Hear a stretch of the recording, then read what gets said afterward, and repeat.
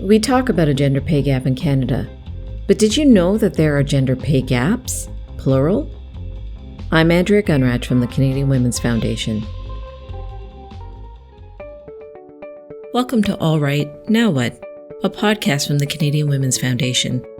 We put an intersectional feminist lens on stories that make you wonder, why is this still happening? We explore systemic roots and strategies for change that will move us closer to the goal of gender justice. The work of the Canadian Women's Foundation and our partners takes place on traditional First Nations, Métis, and Inuit territories. We are grateful for the opportunity to meet and work on this land. However, we recognize that land acknowledgements are not enough. We need to pursue truth, reconciliation, decolonization, and allyship in an ongoing effort to make right with all our relations. Equal Pay Day in Ontario was marked on April the 4th. It's symbolic of how far into the next year the average woman works to have earned what the average man earned in the previous year. In Canada, women make 88 cents for every dollar men make. But there's more than one gender pay gap because those who face gender inequalities are a diverse population. Racialized women make 87 cents to the dollar for racialized men. Indigenous women make 85 cents to the dollar for Indigenous men. Newcomer women make 87 cents to the dollar for newcomer men, and women with disabilities also have lower average incomes compared to men with disabilities. We would be wise to think of it as gender pay gaps, plural. Canada has had pay equity laws since the 1970s, but pay gaps and unfairness in pay still persist. They have huge lifetime impacts. Girls face a summer job gender pay gap of almost $3 per hour. Women post-secondary students leave school with lesser means to pay off student loans. And the gendered pension gap means women retire with about 80% of the pension men retire with. Hadiya Roderique joins us to address gender pay gaps, their impacts on Black and equity-seeking women, how bias plays out in workplaces, and what we need to do about it. Hadiya is a writer, cultural critic, speaker, researcher, lawyer, and consultant. Her work has appeared in The Walrus, Maclean's, The Toronto Star, and more. She's winner of the National Magazine Award for the Best Short Feature for Black in the Ivory. And she's best known for Black on Bay Street, a cover story for the Globe and Mail on her experiences in a Bay Street law firm. Hadiya's consulting work focuses on workplace equity, diversity, and inclusion. She's an assistant professor of journalism at the University of Toronto, Scarborough. I am a lot of things. I wear a lot of hats. I'm journalist, writer, professor, speaker, consultant, former dancer, singer. So I'm currently an assistant professor of journalism and journalism practice at the University of Toronto's Scarborough campus. And my research centers around the use of sexist and racist discourses in the news, the impact of these discourses on readers, and the work experiences of racialized journalists. I'm the former host of Cannonland's Commons. In 2021, I won the National Magazine Award for Best Short Feature for a piece I wrote called Black in the Ivory. I'm also a speaker and consultant who advises on DE&I issues in the workplace, but I am probably best known for my piece Black on Bay Street, which outlines my experiences as a young Black woman working in the primarily white Bay Street environment. And these experiences inform a lot of the consulting work I do, the writing work I do, and the volunteerism that I do as well. I am incredibly competitive. I do not like losing. And I also perform better with an audience. So I am a Leo, sun, moon, all of the Leo. And in university, when I was playing Ultimate Frisbee, my nickname was Show Dog because I would perform better, but people showed up to watch us on the sideline. All of a sudden, it would be like TSN turning point. I would be diving for things in a way that I had not been doing before. So that was my nickname as a young Ultimate Frisbee player. And it's something that continued throughout my career. I play better when I'm on a big stage and when people are watching. And I think I also carry that into other domains of my life as well. I like to say, the world's best aunt. I have 2 twin nieces who are the joy and light of my lives. They are 14 months. There are no cuter humans on this planet. than my nieces, and I will fight you if you try to tell me differently. But they said my name before they said mama, because Dee Dee is easier to say than mama. Anytime I call them twice a day, every day. So now when my sister picks up the phone or someone calls on the phone, they say Dee Dee because they think everybody on the phone is Dee Dee. Tell us about the gender pay gap and gender pay gaps.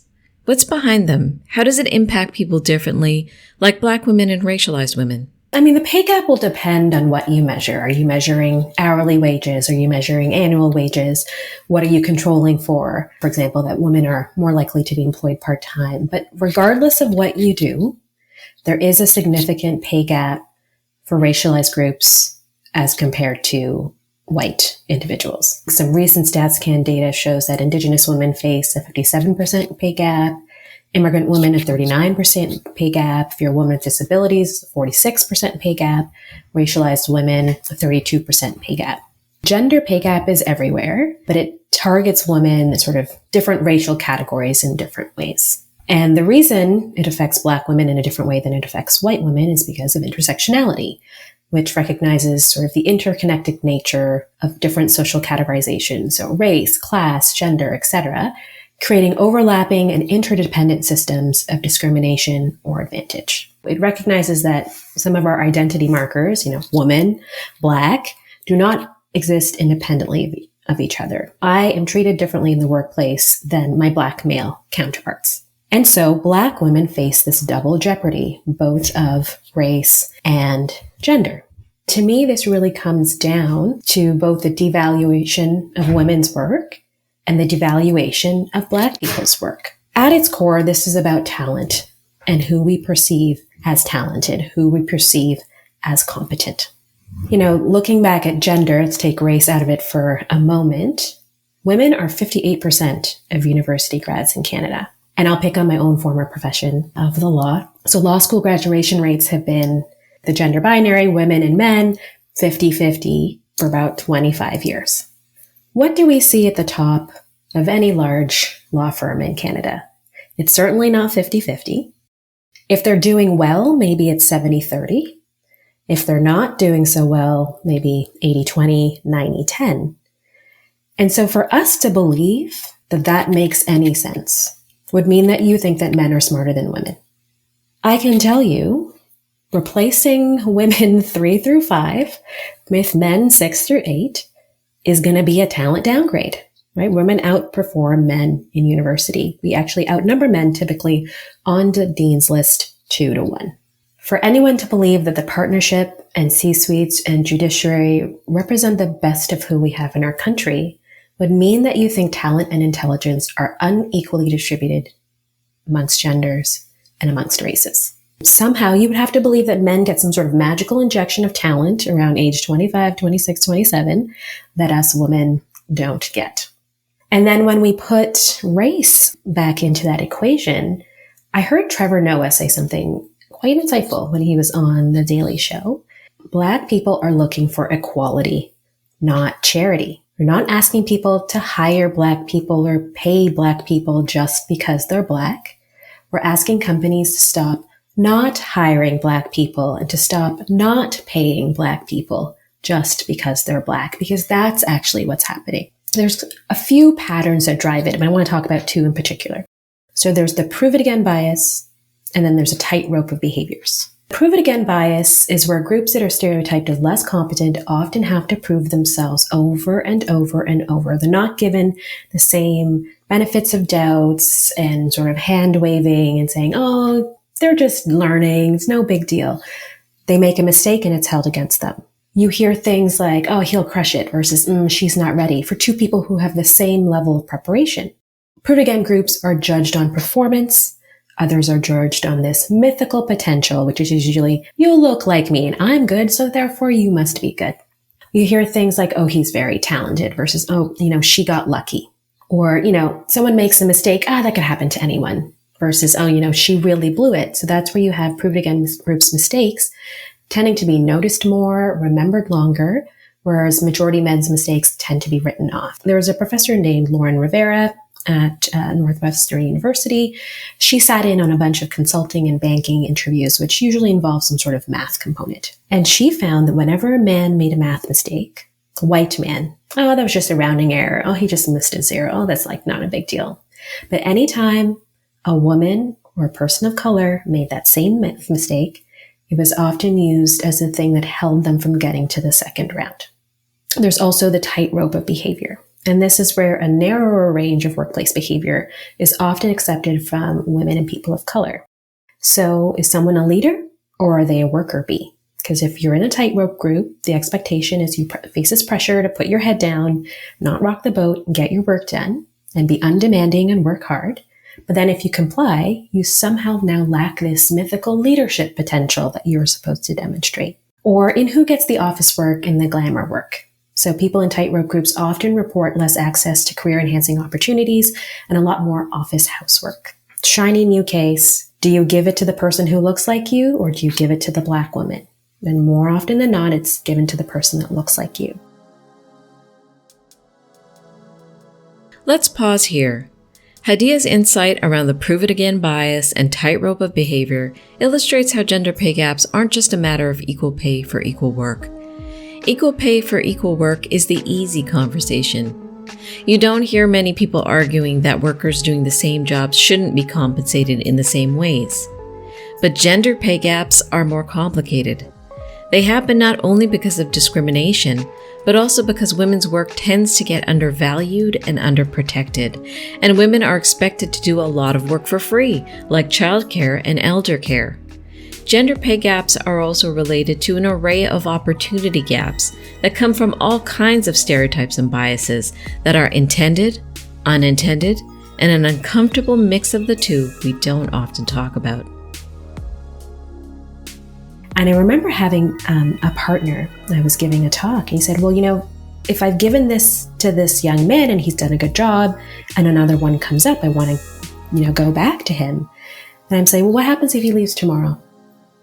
And you haven't given that opportunity to anyone else. And also, how do you know she won't do a better job? And then thirdly, why did you go to him first? Got really awkward after that. We all know the answer. They went to the person that made them more comfortable. A lot of these patterns are driving these differences we see in the workplace, including in the pay that people receive. What can we do individually to deal with gender pay and opportunity gaps? And what do workplaces need to do structurally? When I was a junior lawyer, I intentionally chose the oldest, whitest guy to be my mentor. Those are the power brokers. And so I wanted to be aligned with the person who was going to be doling out work, who could see me doing good work. They're not going to come to you independently unless there is a formal mentorship or sponsorship program. Being creative and finding ways to get in front of the people who do have power, to get them to see that you are competent and qualified. And a lot of the time that takes, initiative. So I remember when I was at my firm, they had partnered us up by gender in terms of our summer student offices. And I noticed this phenomenon happening where if a young man was working with a senior partner, the senior partner would take that young man out to lunch, but he would also take his office mate, who was another young man. I asked them to have more mixed gendered offices. And then I also just went up to that same partner because I was interested in getting to know what he did and said, can I take you out for lunch? It ended up being free lunch for me, but I had to go and put myself in front of him because he wasn't going to see me as easily otherwise. In terms of what workplaces can do, I would say a 4-step process. So the first step is to understand the magnitude of this problem. This means data. This means numbers. This means not assuming that you have a good workplace or bad workplace when it comes to these issues, but actually digging into it. Where do women start to drop off? Where do women of color start to drop off? What is driving those things? Is it after 3rd year? Is it after 5th year? Is it after 10 years? Is it after you make it to level 2 in management or you make it to level 1 in management? Have you done a pay equity audit of your workplace? And not just on salaries, but on bonuses and discretionary payments. How do wages differ between groups who work in similar or same jobs? Then secondly is understanding the barriers, understanding the behaviors and the attitudes. So think of it as like an iceberg. The behaviors are on top, but the attitudes driving the behaviors are the like huge part of ice below. And if you just try and change the behaviors without changing the attitudes, all you're going to get are new biased behaviors. And so thinking about what has stopped people in the past. So one example I like to give to people is I tell them about Jamal versus Charles's resume. Exact resume, Jamal or Greg. Greg gets 50% more callbacks than Jamal. We've known this for 20 years. This research came out, I think, in 2002. And I would ask people if, have you heard about this or are you not surprised by it? Almost all of the hands would go up. Then I would ask them to keep their hands up if their company did anything about this in the hiring process. And almost every single hand would come down. This is not new information, but why isn't anybody doing anything with it or doing anything about it? And I think there's this real element of fear. A woman at a law firm who was directly connected to hiring. I asked her, why don't you use standardized interview questions? Like this didn't seem like a pretty basic thing to do. And she responded, we don't think the students would like it. This is a firm that would get almost 1,000 applications for 15 summer law student spots. They were afraid people wouldn't apply to them. And so I said, okay, you say you're looking for more diverse candidates. Why would you want the people who would be afraid of a standardized question? You say you want diverse candidates. Have you ever considered that they would be more likely to apply to you if they saw that you used standardized questions and found that your process was more fair? Someone being afraid of a standardized question is an excellent whittling tool for you. It gets rid of people who are not willing to have a fair process. They want special treatment. The fear that had gone unchecked, no one was examining, is this fear actually based in any reality? A lot of people are afraid that equity is somehow going to cost them. Do you actually lose if Black people are treated more fairly by the police? What do you lose? I don't think you lose anything. And in fact, there's a lot of research that shows that community-based policing leads to safer communities. When you actually treat people with more respect and kindness, your community is safer. You've probably heard that quote 100 times. When you're used to privilege, equality feels like oppression. I'm okay with some people losing because they're the people who should never have had it in the first place. I'm okay with men 6 through 8 no longer having those opportunities because those are mediocre men who don't deserve them. And men of quality don't fear equality because they know it's not coming for them. If we go to 50-50, the top 50% of men are fine. Step 3 would be interrupting bias. So once you understand the behaviors and the attitudes and the barriers and you understand the magnitude of the problem and you know where your pain points are, maybe do a really great job of hiring and you have a really diverse entering class, but things start to drop off, around middle management. Where can we interrupt that bias that is happening? So when it comes to pay, encouraging pay transparency. I believe there was one organization where when they publish their pay data by department, by race, the next year, all of those pay gaps disappeared. When you were put on blast, you realized, what reason do I have for paying these people differently? And some people were recognizing that some people were being unfairly underpaid. Demanding transparency laws for pay. I believe that the recent requirement that Canada instituted for public sector salary disclosures decreased the gender pay gap at universities from 15% to 4% and led to a lot more female professors getting more raises. Information is power. Like once you find out that Chad, who does not have the master's degree that you do and has 3 years less experience, is being paid more than you, you can go and demand that increase. So I would encourage people who do fall into what we might categorize as more privileged positions to be very open about what you are getting paid. Clarity in their job postings, making sure they have salary ranges, knowing that when women negotiate, they are treated less fairly than when men negotiate. So that can help to reduce what's called that ask gap, which would put women and racialized women at a disadvantage in wage negotiations. And then supporting Black women at work. There was a recent McKinsey Women at Work survey where 77% of people who responded considered themselves allies at work. But when you ask them to identify the consistent allyship actions they took, those numbers were much lower. So the number who advocated for new opportunities for women of color was only 21%. Giving credit to women of color for their ideas and their work, 43%. So nowhere near the 77% that they were claiming. And the number one most important action for women of color is to advocate for new opportunities for women of color. They are competent. They don't need you to boost their competence. They need you to give them the places so they can shine and show that competence. Once you've instituted your bias interrupters, if they don't work, you have to see what's happening at the end. Are they working? Have your numbers shifted? You would never run an ad campaign and just be like, oh, we did it, and not check to see if it had any impact on your sales. And the same thing applies here. So if it didn't work, you have to target a different area if you try a new interrupter, but this is a constant iterative process. All right, now what?